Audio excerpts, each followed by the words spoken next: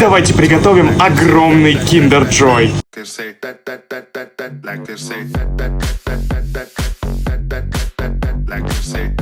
А теперь добавим шарики из Kinder Joy.